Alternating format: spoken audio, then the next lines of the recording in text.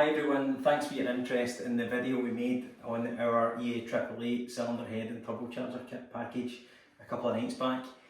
We've had quite a few questions, so we figured the best way to do this was for Mackenzie just to ask away, and I'll do my best to answer them. So Stan, where did this all come about? In January 21, the team all went to Autosport and there was a Skoda R5 rally car on one of the stands with the bonnet up. One of the guys happened to mention about the EA888 engine in there, and it's Skoda Motorsport. We're all interested to see how they do things. They've always got great ideas, a smart bunch. And upon further inspection, when I looked down the back of the engine, I noticed there was a tubular manifold there. And the turbo was often a kind of a sidewinder style, and those tubes were attached to 4 ports on a cylinder head. So we were obviously very excited, and that's when the search started to find where the cylinder head originated from. We knew that they would be using an OEM part, and the cylinder head was found in the Chinese and Russian markets only, so that meant that we had to bring samples over to test them. Unfortunately, the samples that were available generally on the market were fairly poor quality. When you put the girdle on, the cams wouldn't turn, there was machining defects, the valve seats had issues, so in the end we sent a representative on our behalf to a few factories so that we could establish the best place to source them, and this is the result. Now we've got top quality parts and they're all specifically numbered, as you can see here. So if you have one of these, you know that the quality is to a standard that we're happy with. So yeah, quality is great, and but it took a wee while to get there. Stan, what's the upper limit of this kit? So we don't know yet. I have been asked now a few times, and our own car is 810 horsepower. We're running 2.8 bar boost, running E85. I don't think that the limitation is the cylinder head. I know it's not the turbocharger because we are checking the parameters there, and we know that we're not out of shaft speed just yet. I do think that it's most likely going to be the actual cylinder block itself. We are working with the original cylinder block, which does have some material removed in the design process by the Volkswagen Audi group for weight saving. So my suspicion is that it will be the block that is the weak link. Hopefully we don't find it, but there's going to be a limit. I don't know the answer to the question just yet, but our car's doing really well at 810 horsepower, and it really is getting beat on. So it's more than we anticipated, so happy about that. So we've had quite a few inquiries about how you control the boost in such a complex setup. Do you think you could talk us through that a wee bit? Well, we decomplicated it. We tried our best to stay as close to the Volkswagen routines as possible. We used the original Volkswagen electronic actuator that you can see here. We made sure that we integrated the original diverter valve system. Of course, we had to have some parts made to accommodate that, but what that allowed us to do was implement the original strategies and control the upgraded turbos, because we're fortunate enough that the Garrett turbocharger range comes with an internal wastegate system.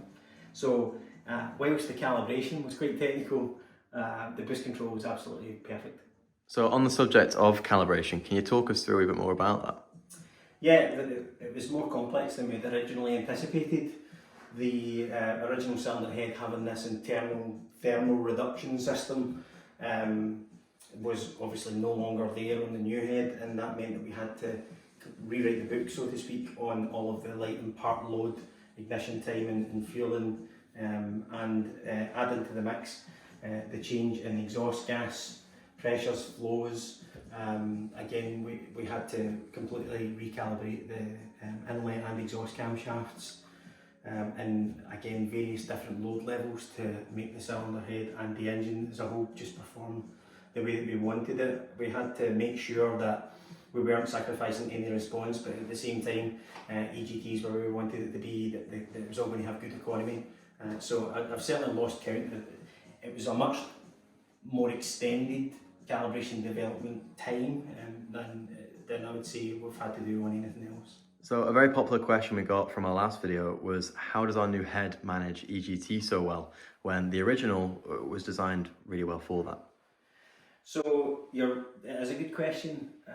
The original cylinder head design has an integrated exhaust manifold and cooling system that the VAG group developed so that they could run a leaner mixture in light and part load.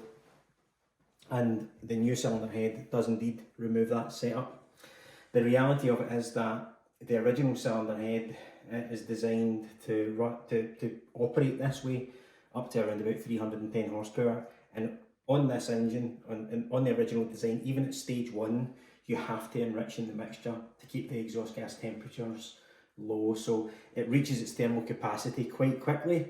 And with the new design and the extended runner manifold, you really don't have that problem at all, because the ability to disperse and flow is significantly greater.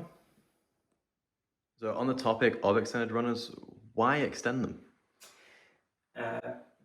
An extended runner design isn't anything new. It's something that's been done for quite a while. It reduces exhaust gas reversion, which suppresses detonation and improves the engine's ability to get the exhaust gases fully out of the combustion chamber.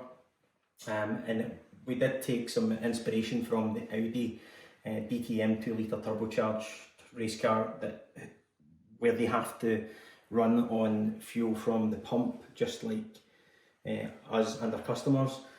So they run into the same knock limitations as anyone else. So there were some good ideas there, and it made sense to apply them to our kit. We were having a conversation earlier about the complexity of this kit. What's included?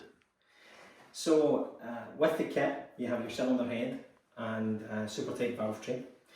You've got your exhaust manifold, the gaskets and bolts, obviously the mounting hardware, as you would call it.